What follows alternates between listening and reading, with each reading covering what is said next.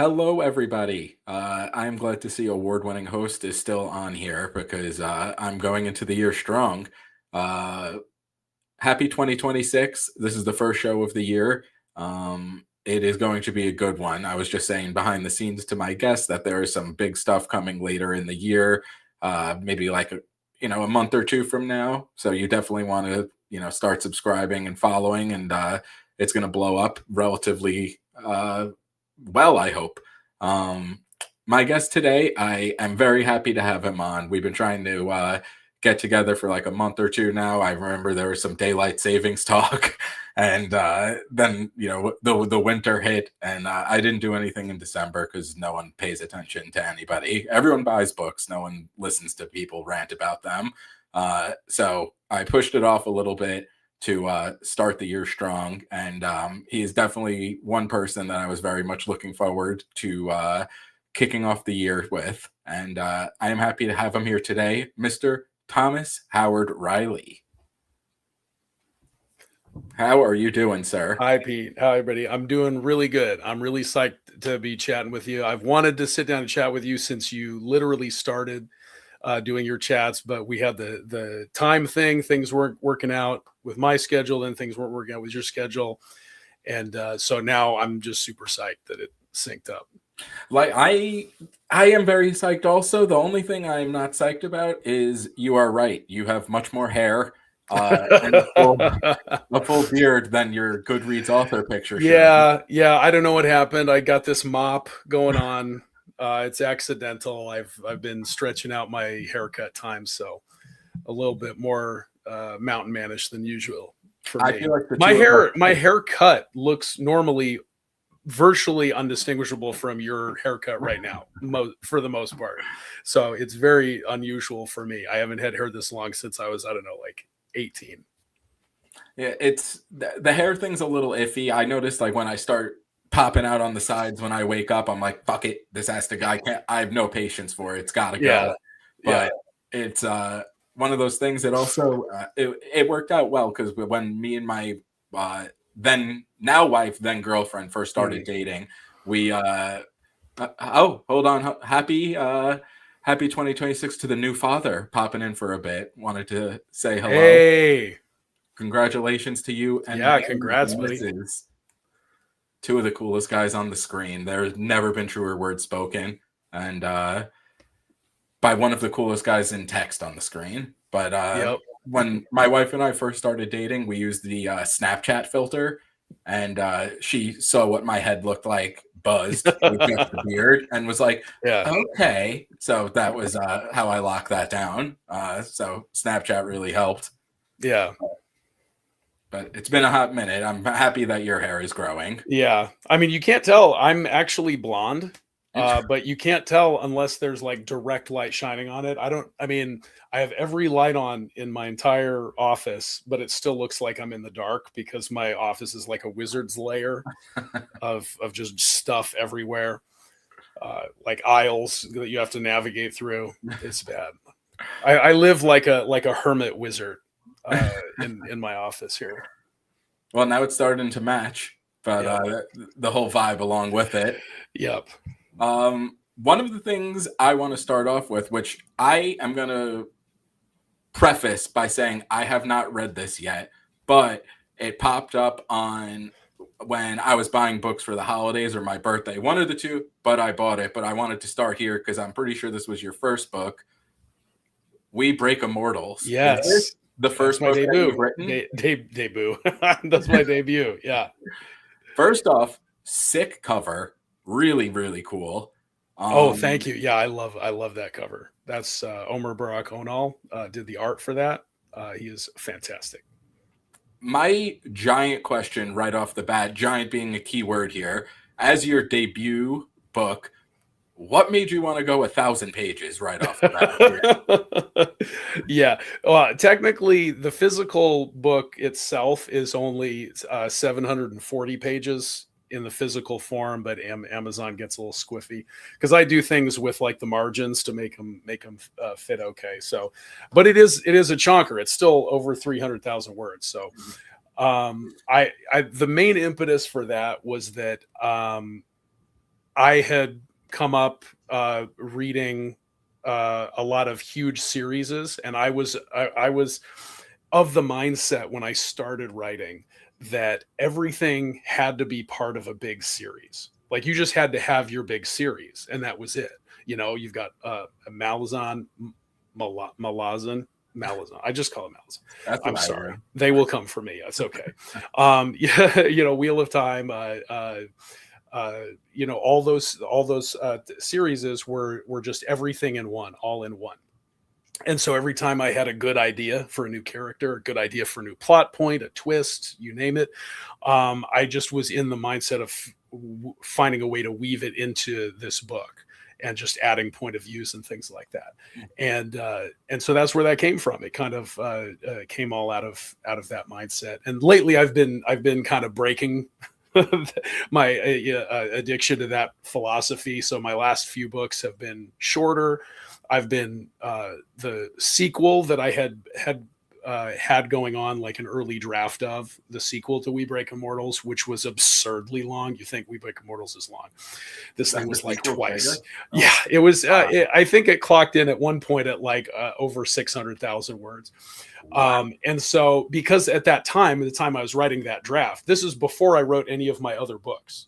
Because after I did We Break Immortals, I did an earlier draft of it, and then immediately went into doing an early draft of this supposed sequel, and then I let it go for a long time, and then came back to We Break Immortals and re-edited it and restructured it, added a new character, and changed things to the format that it's in now.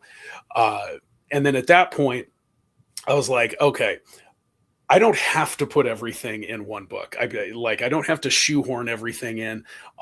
Let's break some of the characters and plot arcs out of this sequel into their own book. Some of these characters, even if they come and end up meeting the other characters later on in the saga, let's break them out and give them their own time to shine first, separately. And then that will free up the sequel to not be absurd.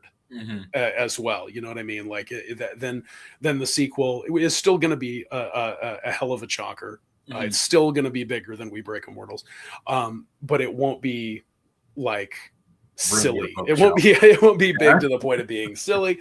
And so that's kind of the mindset I was going on after that. So now I've got these other books. One of the characters from that sequel ended up being Saya, who's the main character of The Light of Casaban, which is one of my books. And so her chapters in there, it was really just like 4 chapters to intro her before she meets the other characters. But I ended up really engaging with her character, and then that whole story kind of came out of just those intro chapters. And so I kind of expanded, 4 chapters into, 15 or whatever it ended up being. And now she has her own standalone, and probably will be getting her own sequel as well. And then we'll see if she joins up with the main cast. And then I have another book that's coming out. It's going to be my next release, come hell or high water. It's been a saga all its own trying to get this book and cover ready, but this other book is going to be a chonker as well, but it's going to be made up of 2 characters that were also in the sequel originally, that have, as far as I had written them at that point, had no contact whatsoever with the main characters. And to be honest with myself, I hadn't even decided how they were ever going to meet the main characters. But now they have their own book, which is probably going to be leading to a series, because you can't write a book and end it on a cliffhanger and then not follow up. Not if you want people to like you. No. The good thing is I already have a good length of the way into a sequel for that one that I've broken out as well. So, but that's kind of where my head was at. I was just at like, everything needs to be a Malazan. Everything needs to be Wheel of Time. Everything needs to be, Dragonbone Chair. Everything has to be huge. And although I have broken myself of that mindset, I still will be putting out plenty of chonkers. So, which is very awesome. It's very cool to hear that, but it was very funny. Like I said, I bought it for the holidays, and I'm reading a couple of arcs for the Willow Wraith guys, some other stuff, and I was like, I need like a kind of a palate cleanser. I'm talking to Thomas. Let me see if I could fire this off before our talk. And I opened it, and the Kindle like page thing on the bottom. Did it get heavier? Did the Kindle itself like weigh you down? It kept going, and I was like, I feel like I downloaded 3 fucking books, and I went on Goodreads, and it was like, oh, 1,054 pages, of course. And it was I'll send you one of my shorter ones for you to get started on. Those ones are much better as palate cleansers. I read I'm going to get to them because I've read 2 of your books so far and love them. And it was very cool when I went on to Goodreads because We Break Immortals, like, you know, I added it to the TBR, all that stuff. But it has quite the fan base already of some heavy hitter authors on there whose word really carries weight. Like I saw P.L. Stewart on there. Big voice. I love PL. He's one of the most fantastic humans I've ever met. So to get his, you know, vote of confidence on my writing is just huge. Mm-hmm. Yeah, there was a lot of this going on when I read that. I'm sure that's how I feel when people like respond to me. Like when they're like, "Yeah, I'll do the show." I'm like, "But why?" Like, fair enough. The previous ones, right? And it's like, yeah, okay, cool. But it's funny that's how that worked out, and it's the creative mindset. It's the creative mindset when, you know, like no matter how objectively you look at your stuff and be like, this is what I'm doing is pretty cool. What I'm doing is pretty good. You always have that other voice in your head like, you're shit, man. This is shit. You're not fooling anybody. It's very funny. It's a constant back and forth between those two voices. The voice that says, I will make cool stuff, and the voice that says, no, you won't give it up. I know. And you guys are always, I've never realized like how self-conscious some of you authors are. Like I read some beta stuff, some just ideas, and it's just like, yeah, I wrote like 2 chapters. It sucks. And then it ends up being like on people's books of the year. And you're just like, but you said it sucked. And it's like, you know, there's so much in like the indie scene that I never realized of how much goes into it. Whether it's, you know, the cover design. I was talking with like Andrew Watson about the map creation, even just like the typography, the whole way that you guys set everything up. Don't get me started on maps, Pete. I probably spent collectively like, you know, thousands of man hours putting together, trying to figure out how I wanted my world map to be. It involved tracing paper. It involved cutting out continents and shifting things. Like, so I'm never touching my maps again. They're the way they are. They're on my website. They're finished. But yeah, it was a lot of me just doing that in my spare time for years, like going back, because I've had the idea for this world and for stories in it going back, you know, decades. So I used to, when I was like 20, you know, just on my break at work at a retail job, I would, you know, sketch out some ideas or whatnot, you know, very proto versions of things. But, you know, it's kind of been ongoing in my mind. And then I lucked out in finding an amazing cartographer whose name is Thomas Ray, which is almost my name, which is absurdly funny. And he is absolutely fantastic. And he did the art that's up there, the other maps that are on my website. He took, you know, the worlds that I had designed and just made them like extremely beautiful in the perfect way. So did you have, because I'm going to pivot now to the next book, but before I show it, do you have the same person do all your covers as well? Or no, I shift between, so far, I shift primarily between 2 artists. One, which is Omer Barak Onal, who did We Break Immortals. He also has done the cover for the sequel to We Break Immortals, which will be revealed later this year. And then he also did the cover for the next release, the Breakout book, which hopefully I'll be doing a reveal soon on, because I've got something lined up for the design for the cover, because I've got the art, but I'm getting the design done. So he does that. And then I also have for these 3, I don't know if you can see them, for We Break Immortals, or I'm sorry, The Monsters We Feed and Light of Casaban. and Last Gasp of Midnight. All three of these were done by J. Caleb Design, and he did both the art, the original art, and the design for those ones. And has done a couple of others for some other short books that I'm working on, in between all this other stuff as well. And they're both fantastic. But I have also been working with another artist, Jurwaqueza. And I've also am hopeful to have a cover done by another artist later this year. We'll see, fingers crossed. But so far, these two fine gentlemen are my go-tos for the majority of the stuff that I do.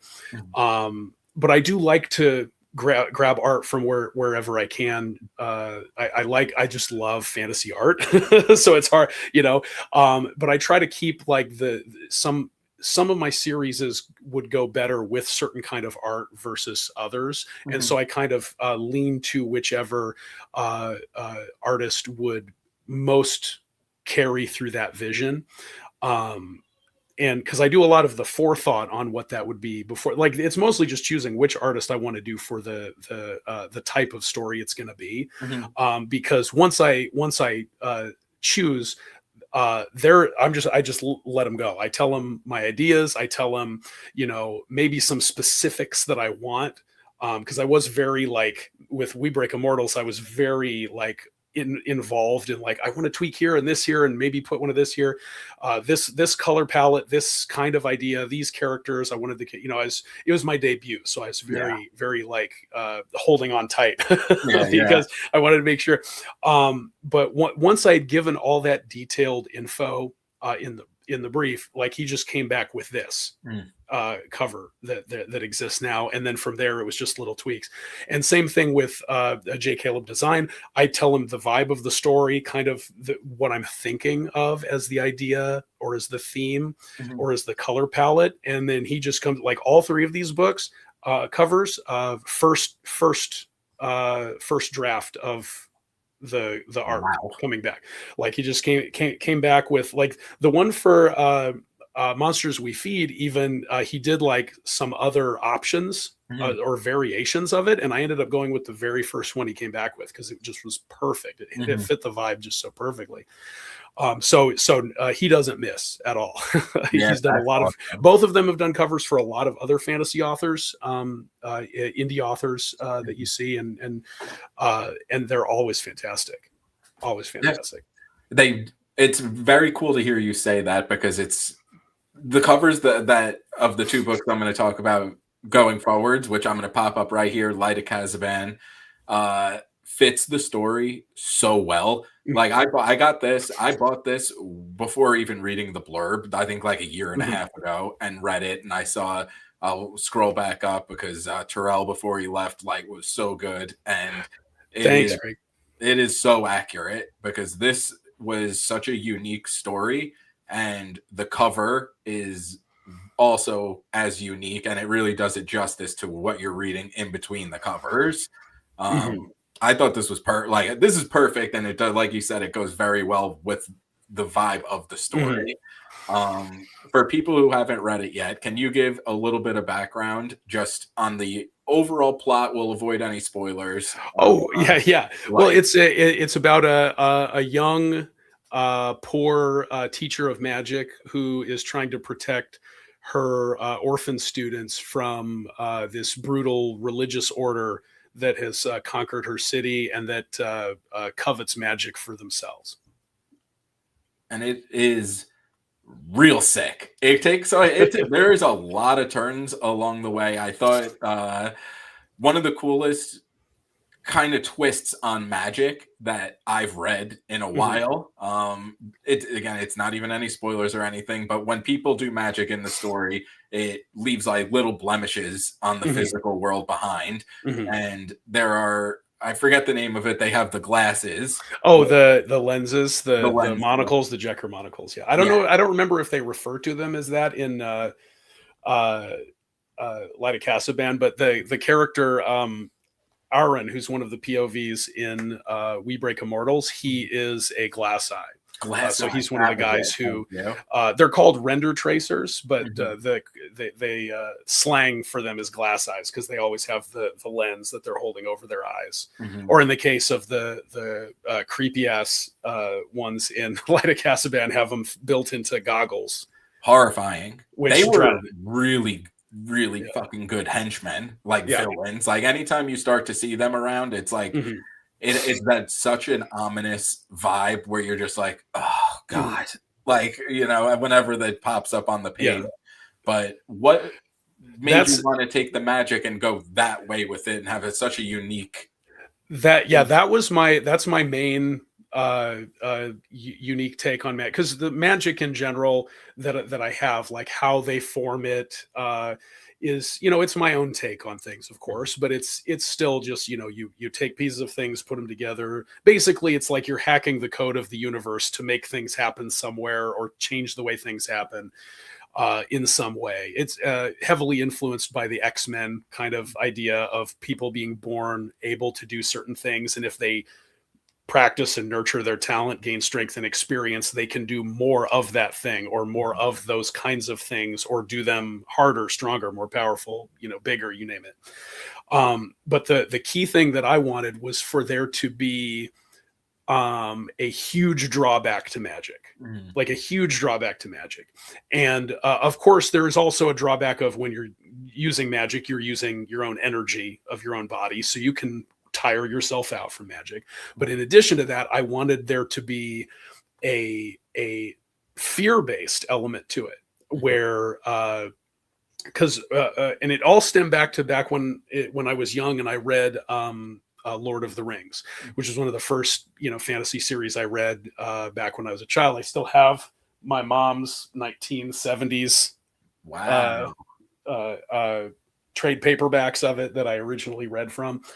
Um, and I remember thinking, because I love Lord of the Rings, like Mhm. I'm obsessed with it. But I remember thinking to myself, just when you have those little thoughts in your head, like, what if Gandalf was a serial killer? Like, and I don't mean like, what if Gandalf was an evil sorcerer trying to take over the world? I mean, like, what if Gandalf like just decided he wanted to lure a hobbit into like an alleyway and just murder them? Like, who could stop it? Like, could you stop Gandalf? And so I started to think to myself, I want to have a way that people who commit crimes with magic could be stopped, Mhm. and simultaneously a way that good people could be oppressed depending on the type of society you're in. Mhm. Because as I mentioned, Aaron from We Break Immortals, he's in a completely different society Mhm. than the one that Saya's in. Different continent, completely different a basis. So he's more of like a what you'd think of a traditional law enforcement, like a detective almost, Mhm. like a homicide detective. Like he doesn't the kind of person who doesn't they don't wake him up for petty burglary. They wake him Yeah. up when somebody's been A killed quadruple by a serial homicide. killer or something. Yeah. And so he's more of like in that traditional, albeit in a medieval, Renaissance-y type environment. But Saya is in a place where it's uh, an oppressive Mhm. use of magic, where this religious order that has their own religious creeds and whatnot, that was originally founded. By the way, this is just lore that's not in the book, but it was originally founded as a way. One of the methods of dealing with oppression of wizards was to create a group that to police themselves, Mhm. so that they could convince, kingdoms, governments, empires all over, like, hey, don't commit pogroms against us, don't kill us in our beds, we will police ourselves for you, so that and then from there it developed into, and then there's good priests and bad priests from this religion, and like in one of the breakaway parts of the sequel, there's also priests featured there, but they're dressed completely different. They're in a Mhm. different kingdom that has a different arrangement with the this particular religious order. But in Light of Casaban, they're the be all end all. Like they decide everything. They don't have to answer to a king or Mhm. or try to advise a ruler what to do. They get to decide, and Mhm. so the populace and the city kind of becomes subject to their whims. However, fanatical, or in cases petty that they may be. So yeah, but I really wanted to have that concept where magic wasn't free. It's not something you can just toss out and do without consequence. And so I've always been a fan of, speaking of detectives, I've always been a fan of like CSI type things. I've always been a fan of like hidden things that you can see with God. Like I loved black lights as a child, Yeah. running around seeing all the different stuff. We used to go, I live in the desert, so we used to go outside and look for scorpions, Yeah. in the desert at night. And so I thought, wouldn't it be cool if I could combine that concept with this idea of magic hunting? And then that's the short version of how I came up with the idea of the Jachromonicle, the idea of the afterglow of magic, the sensitized fluorescence, where the magic clouds or magic stains can rub off on other things. But then it gets very technical, because it fades over time, but it doesn't fade immediately. So even if you use magic and run when nobody's there, you might leave some of your evidence that you committed magic behind. And there's a way that you can be tracked. If they get enough of your residual material, they can use their devices to like follow you like a homing beacon. Yeah. And chase you through. And that's a key part of Monsters We Feed as well. The only book that I have published that doesn't have that in it is Last Gasp of Midnight. And that's just because that story is too short to have any of that. There's no, but all of my stories kind of, because they all take place in the same world, they all are subject to that same formula. And I just love getting to play around with that idea in all sorts of different ways, because you can make it a good thing for stopping bad guys, or you can make it a very oppressive thing that's keeping people down. Whatever you want to do with it. And it opens up all sorts of avenues for how to get around it, how to subvert it, how to stop it. There are techniques to try to hide your magic, things you can use to wash the stains away. And things like that. So it gives an added layer of strategy into it as well. To a certain degree. It's very cool, and definitely made me even want to read We Break Immortals more, because I didn't know that a law enforcement guy used it in that, and it was more of a good thing. Because in Casablanca, it's almost Gestapo-y. Yes, very much so. Yeah, and it was like, now I'm very interested to hear it from like the flip side of things, where it's like, oh, this is how you could use it in like a lawful manner and not oppressive. So I think that's really cool. And even just knowing that Seiya's chapters were kind of sliced out of the sequel to make room and have her own standalone, which she's a fantastic character. She is a practicer of the magic, and is taking care of kind of a little squad of kids. She's not just a teacher. She's like their surrogate mother. Like she's this young woman mother, who is, they're kind of her orphan children, because she not only is teaching them how to use their magic and how to hide their magic, she's also taken it upon herself to design a way, strategies to hide them from these people that are trying to hunt for their kind, to either absorb into their ranks, or to just kill in all manner of horrific ways. Yeah, and there are, I think maybe, I don't know the exact number, maybe like 8 to 10 kids that she's kind of looking at that we get. I think it starts at 15. 15. Yeah, okay. I think it's 15. I'm pretty sure it is. So around 15 or so. How do you go about, as a writer, kind of dealing, like towing that line between the character development, where these 15 kids, we get to peek into their lives and, what made them have to turn to her for care, and the world building that goes along with it? How do you tow it where, we get so invested in the characters, but the lore in the world isn't crushing and kind of overwhelming? Right. I particularly for Light of Casaban, I did a lot of soft world building, where there wasn't a lot of straight lore injected. It was a lot of things you encounter incrementally throughout the story, which I try to do. I don't always do successfully, in my opinion, but in Light of Casaban, I think I did one of the best jobs I've done at doing that, where showing the environment without overwhelming you with information, and I wanted to do that in little bits and pieces as it came along. As far as the characters, it was pretty easy because I was able to focus on just Saya, because she's primarily the only adult character, and she's the only point of view character. And then the children, I just gave I created a personality for each one. But the story focuses primarily around her, so it was the most went into her as a character, the complexity to her, her history and her traumas, and I tried to do it in a way that showed how her past, which she does mention briefly here and there, bits and pieces of it, to show how that influences how she behaves now and her decisions now. And how the whole idea of her making a safe haven is because of the trauma that she had in the past.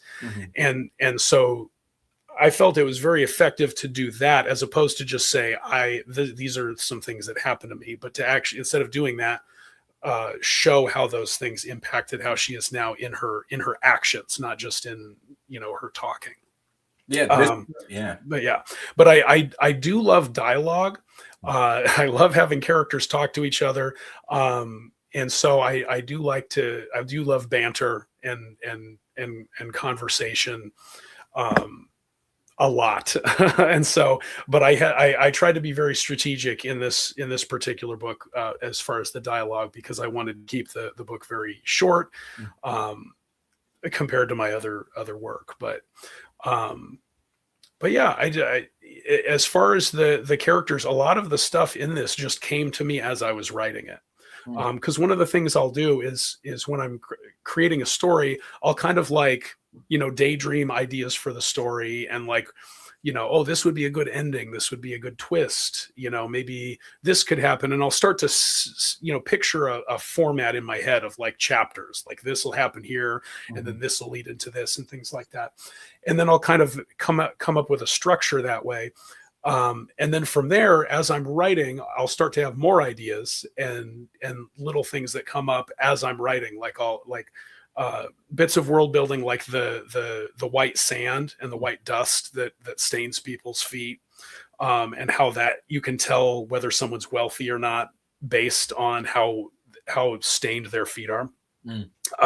That's something that came to me as I was just writing it, and I just felt that it was such a beautiful way to show where Saya was and where a lot of the people in this city were, without having to be heavy-handed with it, just the explanation of it. And a lot of stuff like that, a lot of the soft world building comes to me as I'm writing. And then if I think of something that is I think is particularly wonderful, I'll go back and feature it in some other areas as well. Or if I come up with a really good twist at the end of the book, I'll go back and have to, strategically figure out where to layer in the foreshadowing or whatnot. Excuse me. And there was kind of a lot of that in compared to the proto version of this. It was just 4 chapters originally. It was just the chapter of her, finding out that they were having the money trouble, and then her trying to come up with a solution, and then the solution, and then the aftermath. And it was just 4 chapters. And somehow out of that, all these other ideas came in. And so I've just thought of all these other ways to develop it. My main problem is that I just love characters so much. I set out to be a plot-driven author. I come up with all these great plot points, and I'm like, I'm going to tell these plot points in exactly the right order, and it's going to be awesome because of this plot. And then as I started, exploring the characters as I'm writing them, I'm like, God damn it. these characters aren't going to go with the plot, or the plot needs to stop for like 4 chapters while I do this other thing with it, or I'm going to have to figure out a way to tie things in, because I just love exploring characters, and it just I've just learned to embrace that I am going to write a lot about a character, because every time I set out to do something short, it ends up being long. So, because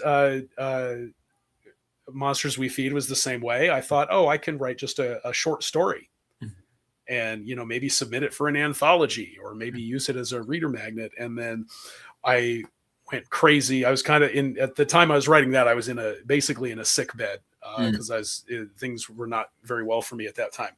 And I wrote that whole book in about 5 weeks. Wow. And that whole book was off one little tiny bit of lore that I thought would, from a tweet I made years ago, that I thought would be a cool idea to make into a short story. But once I got started, I just kept going. And it ended up creating this whole story because of I thought the characters were so fantastic and the concept was so fantastic. And when I finished writing through that story, I realized that there was a whole nother layer to the story I hadn't explored yet. And I went back and I added in 11 more scenes, a whole new main character, and a whole another, part of the plot and part of the story and part of the character development that had not been there before, that made it just such a rich, more fulfilling version of the story. And it's absurd now to think that there ever was a story that didn't have that character and those elements in it. Just like with Light of Casaban, like it would be absurd to me to think of the story without Sebastian Carda as a villain, because there was no direct villain named villain in the proto version of the story. There was no Tarak the shopkeeper. There was no long midnight conversations with Radir about what we're going to do. And 5 action sequences that are in the story, or tense moments, were not there. It was just one action sequence and that was it. And I just can't even imagine the story now being without those. So it's just weird. Creating a story is weird, is what I'm trying to say. But I've decided to embrace it and just be like, okay, if I'm going to write about one idea with one point of view, it's going to be a regular size book. If I want to write about 2 people, I just need to give up and accept that I'm going to write 200,000 plus words and just, get over myself and just let it happen and stop trying to fight it. Because a lot of my early trials and tribulations were me trying to fight that, trying to, pull back from expanding Saya's character, pull back from expanding these other characters, arcs, to squeeze them in to this universal one book series or whatever. So I think breaking away from that has been very freeing to a certain extent, because now I can just accept that I'm going to do what I'm going to do and just, hope for the best. I think that is super awesome. I also admire that you were able to break away from that. I don't know. I don't know when it was for you, but I remember being like very, very much into the plot of, the books that I would read. Like characters that at one point were just kind of like there, like on the chessboard, but like kept moving the story along. And I'm not sure when it was for you, but I remember years ago, like when I read the first Joe Abercrombie book, and no plot happened, but the characters are, GOAT tier. And all of a sudden I was just like, oh my God, like it's not just the plot, like, it could be a relentless breakneck pace of a story, but if the characters aren't there and you're not invested in them, it's like, who cares? Like I could do that then. I could just write there was a fight here and then a fight here and then they ran here and then the good guys won. And you'd be like, that fucking sucked. But, for me, it was, for me, it was, my eye opener was probably Robin Hobb originally. I'm about as obsessed with Robin Hobb as I am with Joe Abercrombie, as far as character. And being able to slow down a story to explore a character, that kind of like I've always been into character to a certain extent. You know, there are some books that I just know they're not going to go deep into the characters, and I just accept, you know, them for what they are. But that was the first time I noticed that like where it, like a sign had been lit up, like I care about this character more than, like I care about what happens to the character more than I care about the story, like about what they do. I just, you know, that was the first time it like hit me, like where I had that realization, like, oh my God, like you know, the plot could be whatever at this point, you know, I want this character, I want to follow this character, and I want to find out what happens to this character and explore how they change and the decisions they make. And I see that in the same way in Joe Abercrombie books as well, who I discovered far later in life, relatively to Robin Hobb, but it's two sides of the same coin. It's just taking time to look at characters and plot be damned, and let's just have, you know, and they do end up weaving it together. Like the Blade itself is a little meandery and non-committal, but as part of a trilogy, it gets somewhere at some point. How you want to compare that to how other stories arrive at an ending, you know, fine. But it eventually does go somewhere. But you can take that time. And that's one of the things I adopted in my writing that made a lot of my shit just balloon out of control, is because I wanted to, you know, I wanted to figure out where these characters were going. And a similar situation happened in We Break Immortals, because one of the three POVs, who's this fine lady here on the cover, was not in any of the first 16 drafts of that book. Wow. She was a character, like a side character who was like a red shirt, basically, like a character who just had a name, so I didn't have to say that girl for the 2 chapters she was in the book, or that person, whatever. And eventually, when I was looking at the book and trying to figure out what it was missing, this is before I did Monsters We Feed, which might have been why it was so much easier for me to come to that conclusion in Monsters We Feed, because I had already kind of had that realization in We Break Immortals, that there was a different angle of looking at things that I had not explored. And I leaned heavily into these characters in that book that had previously just been there to just show up kind of at the end, you know, join forces with the other good guys and then move on to a conclusion. But I thought, what if this character is in the whole damn book? Like, what if she has a backstory? What if she has a history? What if there's a secret thing about her that I weave through the story?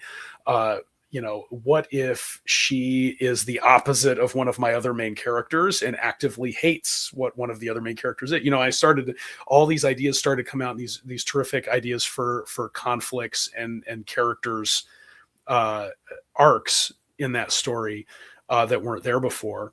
And it all came about because I wanted to explore the characters and explore ideas. And so sometimes I get a little more carried away than others. Sometimes my conversations with characters can go on for a long time. Not always, but sometimes they can. Hopefully I keep it pretty interesting most of the time. I know there are a couple of moments in We Break Immortals where because it is more of a lore heavy story.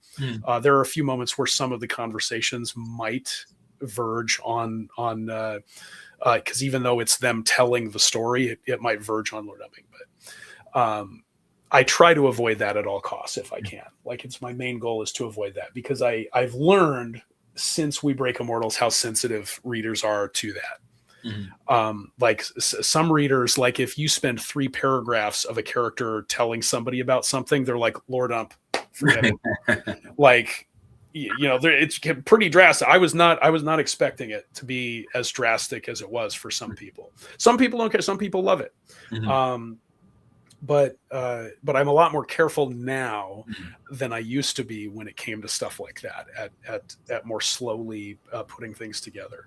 I mean, I think I did a pretty good job in a lot of places in We Break Immortals, but it was my debut, so it was my first time around the block trying things out. So I do love the way it came out. But I do know that I'm only better since I wrote that book. Mhm. I do go back to sections of that book and I'm like, oh man, I could write that. I could have structured that paragraph in that fight scene so much better. Yeah, That's the other curse of an author is you're always going to second, third, and fourth guess yourself, even 20 years after you put a book out. You're going to be like, oh God, this pit chapter again. Ugh. Speaking of super high numbers, Mo heard this and I had to double check as well. Did we hear 16 drafts? Correct. Yeah. There's a reason for that. Most of my books do not go that way. Like Monsters We Feed, for example, was just like the first draft run through, and then the second draft was when I layered in the other aspects of character that I thought of, and then after that I just polished it up. So I guess you could technically call that 3 drafts. It was basically just one draft and then one like layer and then a polishing draft before it went to an editor. But with We Break 'Em More, and similar with Saya's story in the Light of Casaban, I kind of plotted it out, kind of wrote a draft, and then edited. I didn't really have to change anything for hers. I kind of imagined all of the other things in my head before I started on that one. But We Break Immortals is a story of mine going back decades. Like it's going back like to the first draft of it. I was typing out on a typewriter. Like I used to type out these pages, and then when I got a computer, I would print out pages on 8.5 by 11, and I would three hole punch them and put them in a big binder. And my first alpha reader was my friend Eric, and I would just hand him this giant mass of pages. But the main reason it had so many drafts is because I was trying to figure out what I wanted to do with writing. Mm-hmm. And it's not as much. Calling it 16 drafts is kind of a misnomer because it's almost like 3 drafts each of 6 different books, because the original, very, very early version of it is a completely different story. I don't think there's a single word the same. I think the only thing that's the same in the current version and the original version is that there's one character named Donovar, and that's it. Like all the other characters' names have changed, plot ideas have changed. At one point, it was very heavy into like Lovecraftian cosmic horror elements. There was a version where there was a whole different point of view character that was involved and became a traitor. Excuse me. So there were just all these different ideas in my head. Like at one point, the second half of the story wasn't even in the book. Like it ended in a different location, and it was more Lord of the Ringsy in the plot structure. And so to a certain extent, because they always say never publish your first book, like write several books. And then, to get better, because the number one way you get better as an author is by doing, because you go back and see what you wrote and you're like, that's shit. Let's do better next time. And then you're done with the next one. You look back and you're like, that's shit. Let's do better. And so I kind of did do that just with this same general idea until I just kept writing it until I got the version that I wanted. But as far as like the current version of it, I think it was only like 2 or 3 drafts total. So we'll round down a little bit, but still. Yeah. But I say 16 because it just, I was, if you truly go from the first time I wrote a word to be in this story, like technically it's 16. Whew. It is, that's heavy duty, and pivoting directly from that, because I thought this was very funny, because your most recent book, which again, fantastic cover, I'm going to pop up now, going from 1,054 pages Kindle edition to a brisk 47. Yes. The Last Gasp of Midnight, which is crushing right now. I think it's in 1 or 2 of the contests I saw that it moved on. A lot of people love it, and this was very awesome of you. For anyone who is interested, this is free with subscribing to your newsletter. Yes, at my website, it's still, the ebook is still free. You can get it physical as well, but it is free if you want to read it for a download. Yeah, and it is, you pack a lot into 47 pages. I want to ask because this is just like a fun Yeah. question I want to know before going into the book. Of course. What type? Oh, have you read this one yet? Yeah, you have read this one. Okay. what type of music fan are you? Are you an enjoyer of music? I am a tremendous enjoyer of music. I listen to music nonstop while I'm both reading and writing. I feel like it improves my writing because it kind of inspires, the words to come out, especially in tense or action type scenes. But yeah, I'm huge into music. I have a substantial amount of my phone hard drive, or my phone's flash drive is just music. Because I refuse to use streaming services because I've spent the last like 12 years in an area with very spotty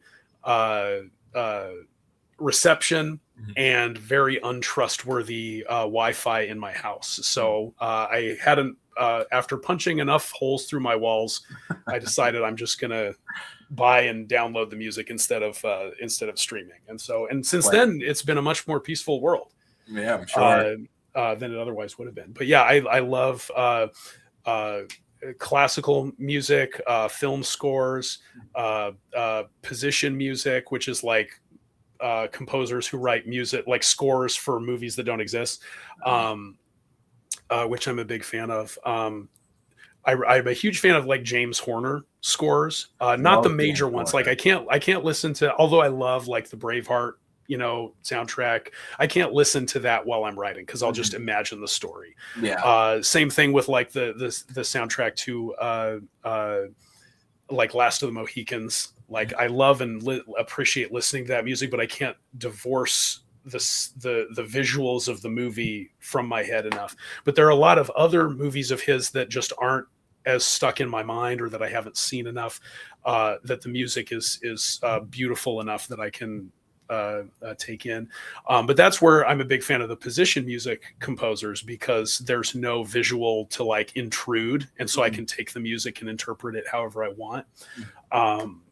My favorite one is probably Greg Dombrowski, who does a lot of, he has probably like 10 or 15 albums worth of music that he does with Secession Studios and their orchestra.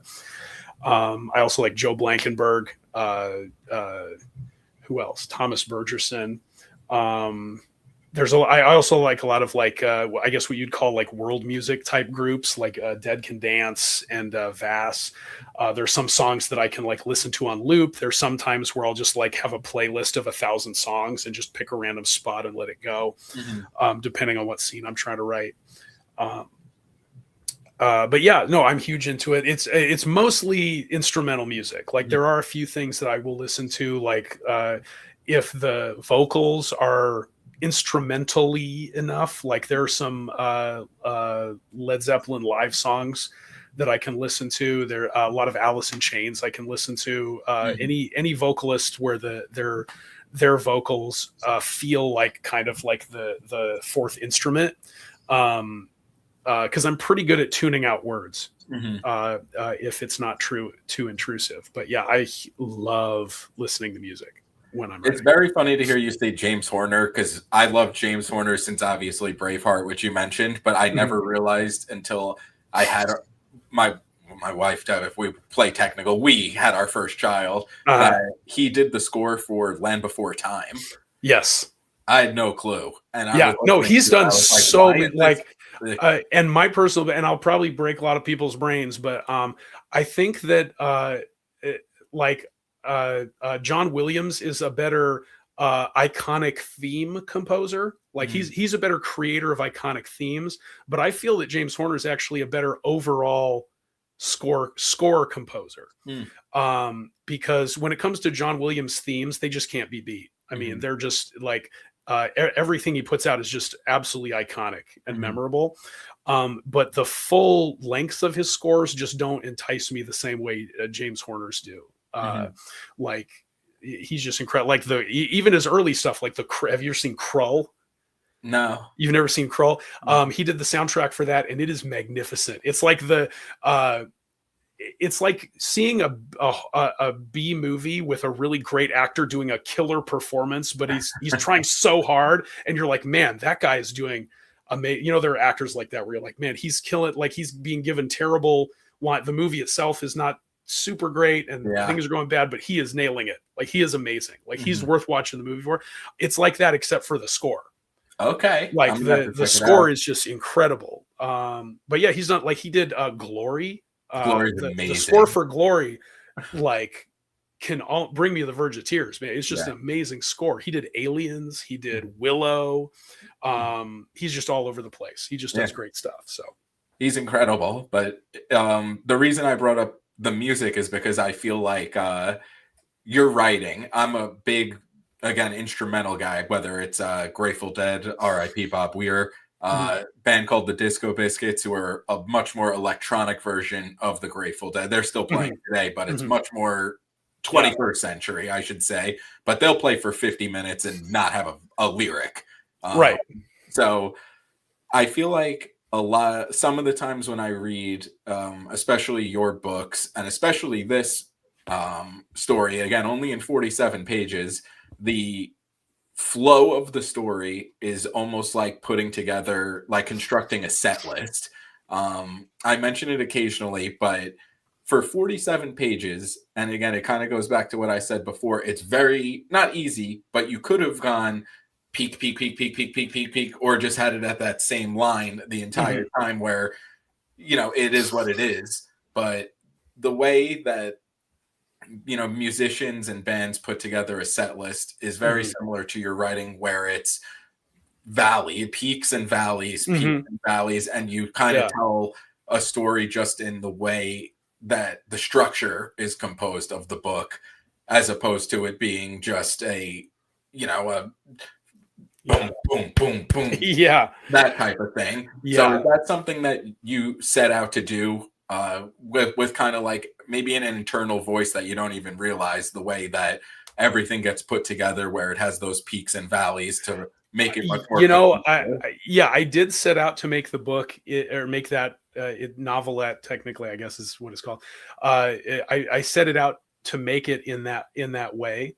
And I probably was inspired by that, because I mean, Led Zeppelin is one of my favorite bands, and they have a whole career of peaks and valleys, light and dark, heavy and light. You know, they'll have like a soft part of a song and then a heavy chorus, or they'll, you know, things like that. So I could very well have been directly a move from that, because you know, a lot of music that I like is like that, where it'll have brash moments that build, moments that pull back, and those ups and downs. And I do like to do that in stories as well. I don't like to just have, you know, rabid intensity all the time.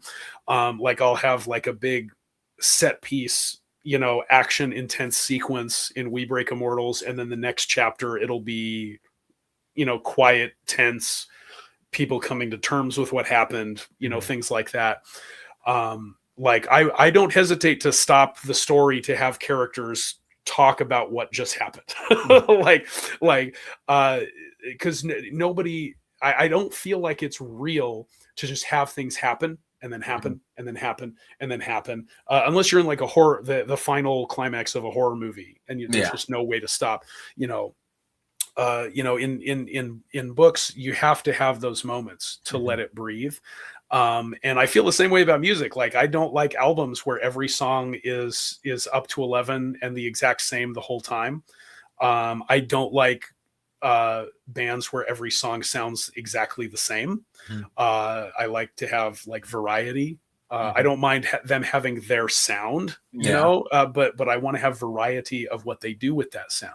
And that's kind of how I feel about books too. I like the things I like to read, the things I like to write.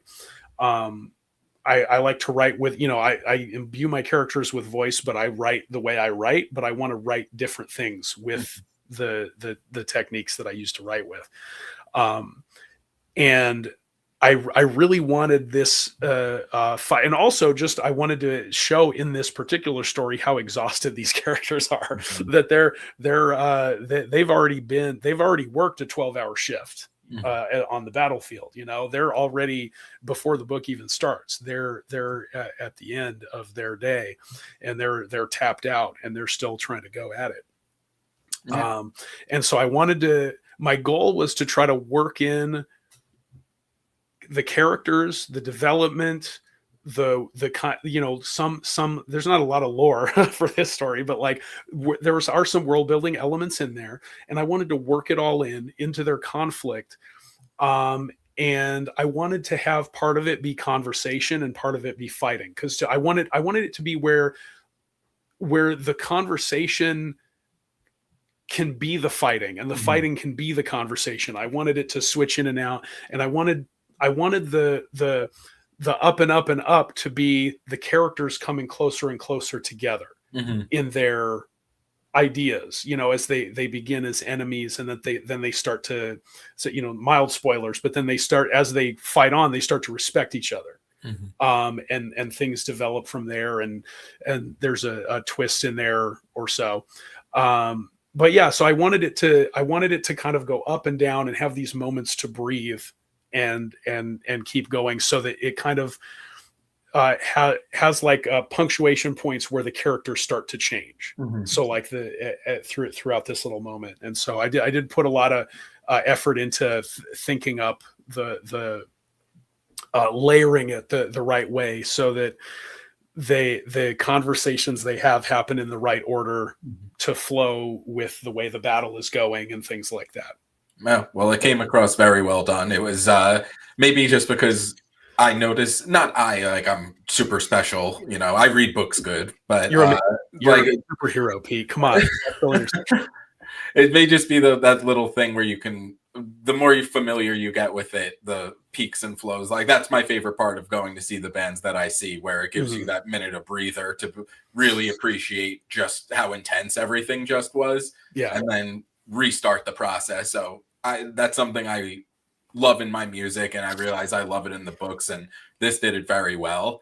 Another thing I wanted to ask, because this always blows my mind, especially for this. Again, I keep mentioning 47 pages because is it my rabid good looks that just blow your mind every day? I don't have to mention that everyone can see it. All right. I'll put little sparkles around you in post, and there we go, the twinkle. There you go. When you are writing something and it is very quotable, whether it's a character's quote or a description, kind of just anything that you are writing, do you know when it's typed out that you just hit a home run with, whether it's a description or a line or anything?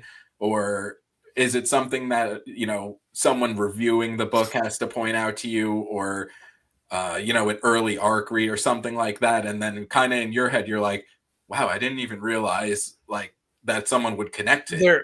There are definitely moments like that. Not always. Like there's three categories really, Pete. There's ones where I have no idea, and people tell me this was amazing, this was impactful, and then I look back and I'm like, oh yeah, that was pretty cool. Did I do that? Oh my god, I did do that. Then there are moments where I feel like I hit it out of the park, and then people just don't even notice. And then there are those rare moments where I feel it in the moment that I'm writing it, and I feel it, and I'm like, I feel like somebody's going to highlight this at some point, and then somebody will come back and have highlighted it, and I'll be like, got him. Yeah. There are a lot of moments that I kind of feel that way in this next book that I'll be releasing, and I guess I'll keep a chart, and we'll keep tabs on how right I am on whether. But yeah, there are definitely some lines where I'm like, God, that's such a sick line. One of my favorite lines of this book that I've written. It's like 3 sentences technically, but it's a bar, where I just came up with it at the very end. Like, I shouldn't even be editing this goddamn manuscript. It's in proofreading right now. I shouldn't be touching this still. I should be, moving on, but I can't, because, I'm an artist, whatever. I can't let things go. But I guess I'm glad that I was still tinkering with it a little bit, because I thought of this just incredible line that got to the core of one of the main characters in this story. and just the conflict in this character's heart that kind of that he's is trying to work through in this first book. And I was like, damn, this is a good line. This is good. This is really good. Where do I even put this? Like, do I put it near the beginning? Is that too early? Do I put it at the end? To will people notice when all the other things are going on in the story? So there are moments like that for sure. Am I always correct? Debatable. Mm-hmm. It's got to be pretty cool as the author seeing all the highlights on Kindle. I think that's one of like the cooler features that they've actually added. I almost wish it was taken away for the readers though, because like sometimes like you'll read it every once in a while in like an indie book, you'll see like 8, like 9 highlights, and you're like, okay, this is big. And the last like trad book I read recently was like The Raven Scholar.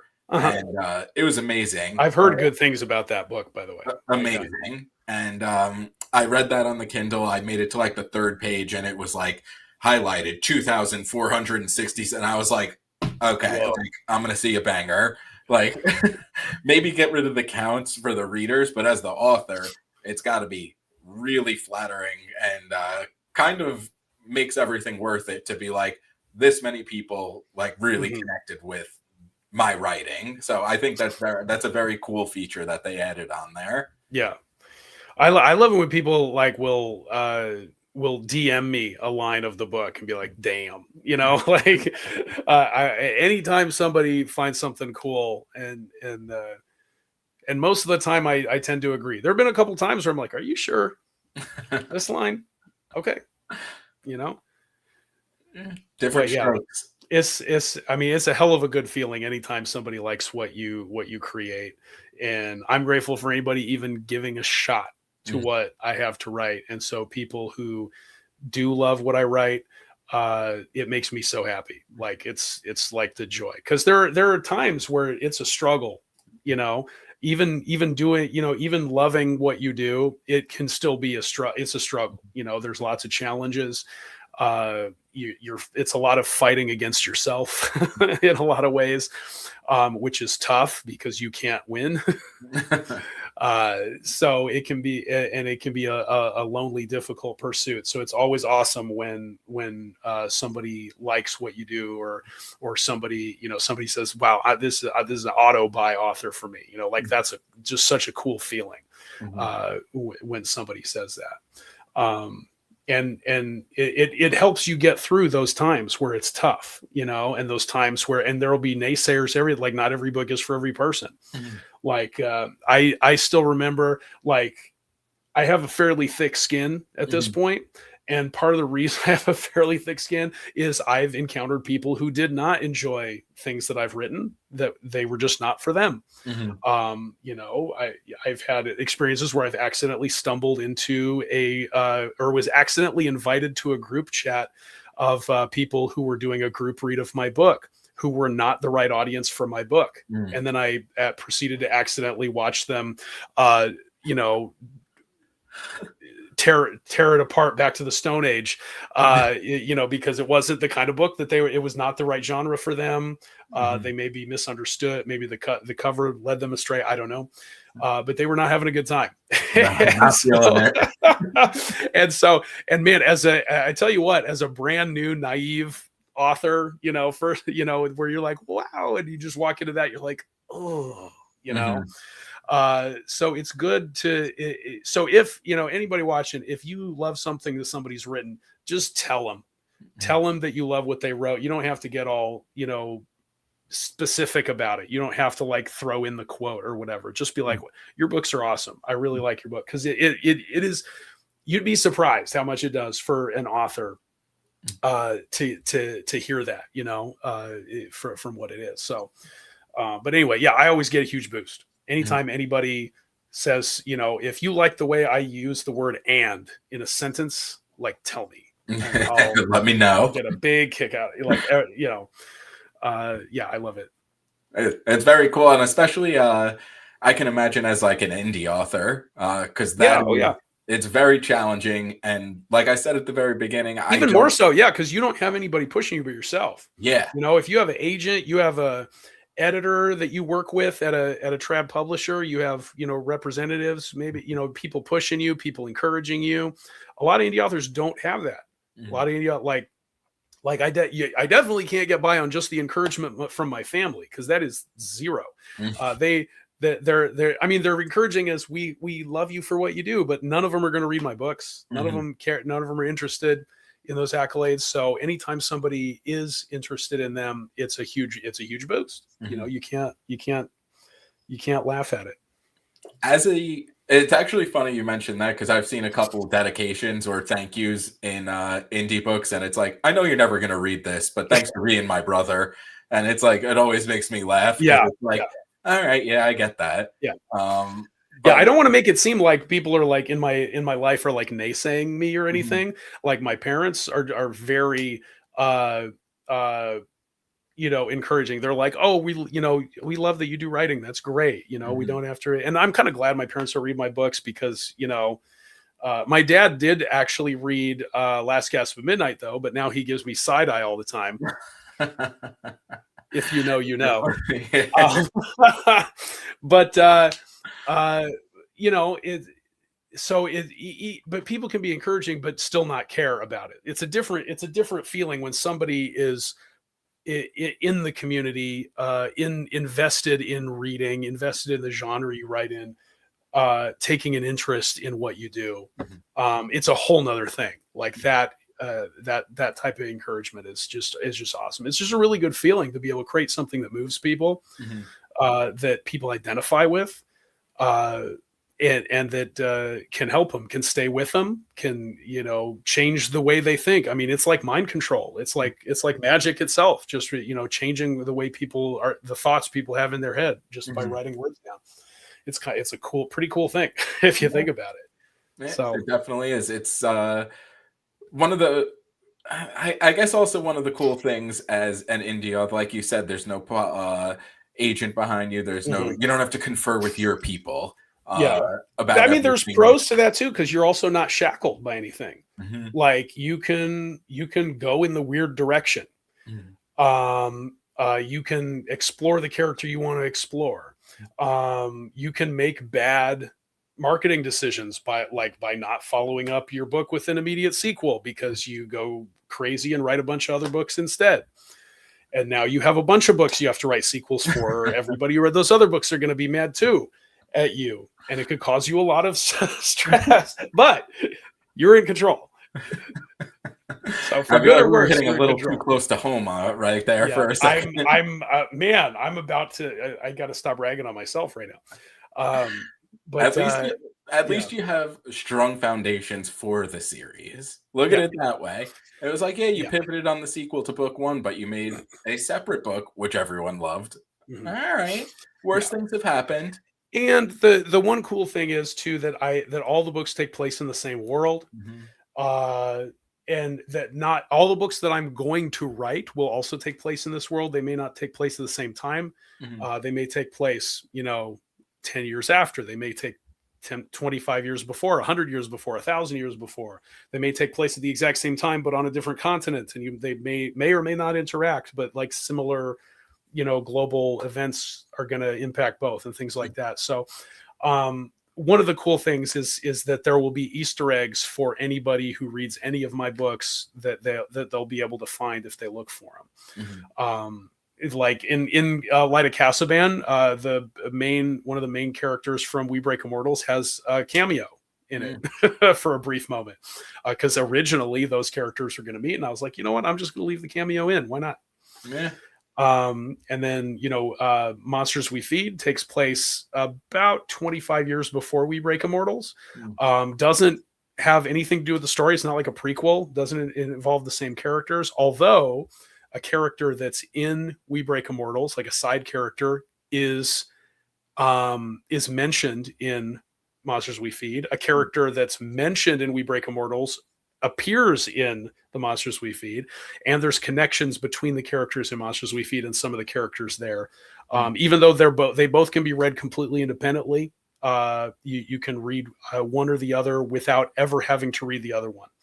But if you read both, you may get those extra connections and be like, oh my god, like you might have those kind of like what Stephen King does. Like he writes like he has like characters in hundreds of different books going to similar places, running into a similar character, seeing a different a similar location or a similar event or whatever, even though the stories are don't touch anywhere else. It just has those Easter egg moments. So I do love doing that. So that's a lot of fun. Yeah, I love reading those. I remember like when I was young, my dad raised me on Stephen King, but I remember reading, I forget which book it was, but I remember there was one line in it and it was something like that poor banker who killed his wife. And it had nothing to do with the book I was reading, but I was like 13 and I was like, Shawshank, that's Andy Dufresne's. And my dad was like, yeah, get used to it. Like this happens across 80 books. And I was like, okay. I thought I would like pick something out. I was like, look. And he's like, good job. Like a nice little shoulder pat. Welcome. Like, oh, this is like a real thing that happens. Welcome to the party.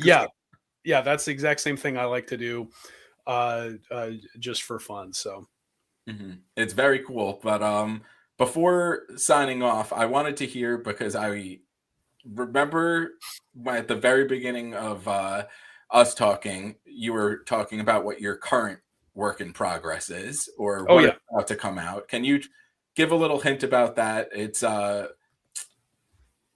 Come Hell or High Water. See, I just heard it and I remembered it because Hell or High Water, I don't know if you've seen that movie. Fantastic movie. I don't know. If you haven't, check it out. But pivoting behind that, they don't need our praise. It came out years ago from a major distributor. Gotcha. Hit us with what you're working on, because that I'm actually more curious about. Yes. So my current book, which is the other separate fruits of the sequel to We Break Mortals, is going to be called The Heroes We Never Were. And it's going to be about a drunk, disgraced former knight with a penchant for murder. And then the feisty, magic-wielding young daughter of the Lord that he serves, with her pet dog named Horse. And they learn that an assassin may be among the guests that are visiting their castle, the castle that the Lord and his people and family live in. But the guests are made up of their most hated enemies that they fought a bitter war against in the previous civil war in this kingdom. So it's hard to tell exactly who's who, and there may be a traitor involved. There may be a war coming, and hopefully they will succeed in saving their family, or at least staying alive. We'll see. Wow. That is one hell of a premise. I am a giant fan of drunken old man and feisty young person. So that sounds awesome. This may be a book for you, my friend. Yeah. So I'm going all in on it, and it is going to be a series because it's already going to be at least 3 books, possibly 4 or 5, but for sure I'm committed to 3. Mostly because I've already written a lot of early draft chapters of a book 2 and a book 3. So it's definitely, I have enough material for that once I add in all the new things.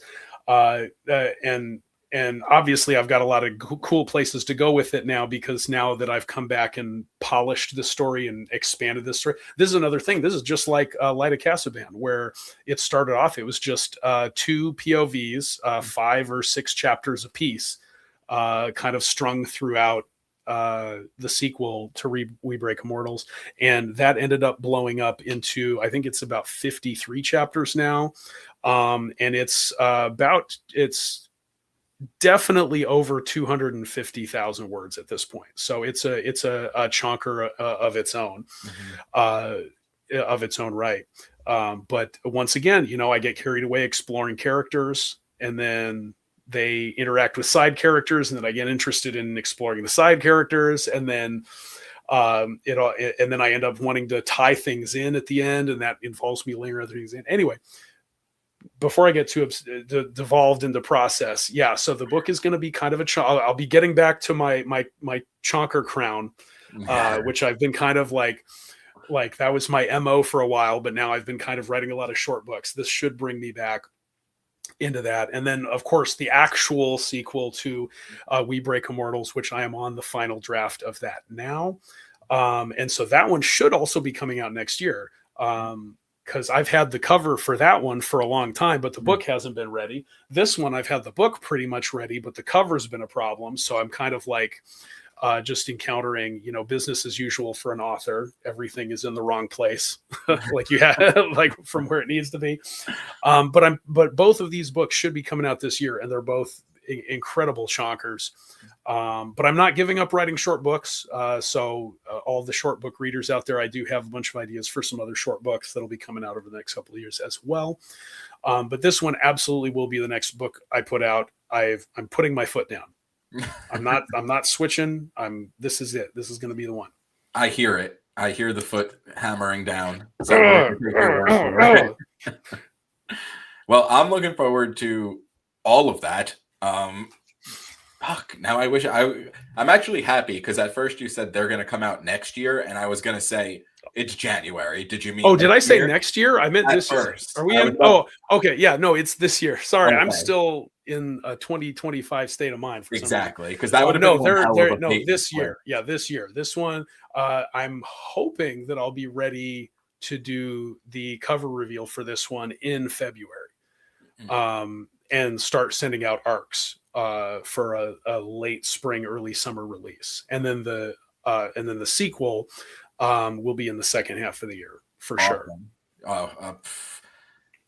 This is what makes life so good, because I keep hearing cool things like that. Sounded so up my alley, and I know I'm going to be up at night doing diaper changes and bottle feedings, and I'm going to have my little Kindle held in one hand. Yeah. It's gonna be a new thing for me, because I have not written a grumpy old man POV before, nor have I written a young child POV before. So it's my first foray into both. But I've always been fascinated, like as you yourself have been, with that kind of character dynamic, and just grumpy old knights in general, are a lot of fun to play with. And this one grumps about quite a bit in this book, but I think there's enough humor and banter mixed in with the rated R brutality that it'll be a good mix that'll carry on. Me. Yeah, because again, like I'm part Robin Hobb, part Abercrombie, with like a Scott Lynch kind of mindset for writing dialogue.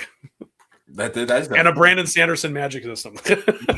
So I don't go too heavy into the magic on this one. So this one's it's the same. Obviously, it's the same magic system, and they're but it doesn't lean too heavily into the story as much as Light of Casaban does. It's not one of the feature ideas. It's in there, and it does have an impact, but it's not like a focus or feature the way it is for a character like Saya. But it's fun. I think you're going to enjoy this one. I'm sure I'm going to. And like I said to everyone who hasn't read his books yet, the magic system is insanely sick. So that is very cool, even to just hear that it's playing some sort of part where, even if it's not like the main focal point, like it itself is so much fun to read, as opposed to coming up with the magic system was the gift that keeps on giving, because I put a lot of effort into and time and whatnot to come up with the specifics and details of it, but it's so handy to have a 3-tiered magic system, because I've got the magic itself and how they do it, the tracking or hiding magic, like and the seeing and tracking magic users, and then there's like the source of magic and how people manipulate that to make the magic, which they get into a lot in We Break Immortals. They get into that pretty heavily. So there's like all these different levels that I have mixed in. So it's kind of like I can go whatever direction I want with magic, even though it's the same magic system. I can take it in all kinds of different directions depending on what I want to do with the story. So, yeah, it's one hell of a foundation to build off of. Yeah, not a lot of rated R, and I call my work rated R epic fantasy because I don't like the grim dark moniker. My shit gets pretty brutal. Some of the books have a certain amount of spice in them. Some don't, obviously, but and it can get pretty dark, like some of the things that happen. But there's also a lot of lighthearted moments. There's a lot of fun moments. There's some downright freaking comedic moments. So I don't want to call it grimdark. I definitely would. Sometimes sometimes these people are downright cheerful, man. Like I just don't feel like it's the right term. So I call it rated R, because you get the idea. Yeah. You know, it could be Logan, it could be Deadpool, it could be both mixed in one, you know, but you have an understanding. So I feel like that's what I like to call my work anyway. But it does get pretty heavy, but there aren't a lot of authors that write like expansive magic systems with that kind of material. Like a lot of grimdark authors like to lean into the soft magic, low magic, low fantasy type stuff more, and don't go too heavily into it. I just go all in on I just turn everything up to 11, and I'm just like, you know what? I have this magic system. It's what I've got. It's what my world has. So when things get bleak, they're still going to have rules-based magic stuff that they have to figure out, and that's just the way it is. So let Thomas cook. That's a nice slogan. There we go. I love it. That's a great genre label to have on it, and I think it's perfect for what your books are. So that's cool that that's how you identify. Yeah. My friend Eric thought it was a guy because me and him and my buddy Dave used to watch WWF. Now it's called WWE, but at the time it was WWF a lot. And one of my favorite wrestlers was Edge. And they used to call him the rated R superstar, and so my friend Eric always called me the rated R because of the moniker. But yeah, it works. I like that as a descriptor. I feel it gets the point across. It definitely does. Yeah, dude, this was so much fun. Remind me next time that we have to start earlier than 9:00 because it's been an hour and a half, and I feel like we could go for another hour. I did not. Oh, yeah, I should have warned you that I lose all track of time once we start talking. Like I could go for hours without realizing. I looked up because I try to keep tabs on thing, and I think the first time I looked at the clock, like the little live button on top, it was like 46 minutes in, and I was holy shit! Like. We've just been talking. This is exactly what I wanted. This talk was exactly what I wanted to have when I first started doing this. I'm glad. This is exactly it. I'm glad I delivered. You connect on like a personal level with really cool people who are incredibly talented authors and just talk. Like this was the goal. So I am very happy that you wanted to be on the show. I'm happy we made it happen, and I am beyond stoked that this was the first one of the year because it's starting 2020 off on a super high note. Yeah.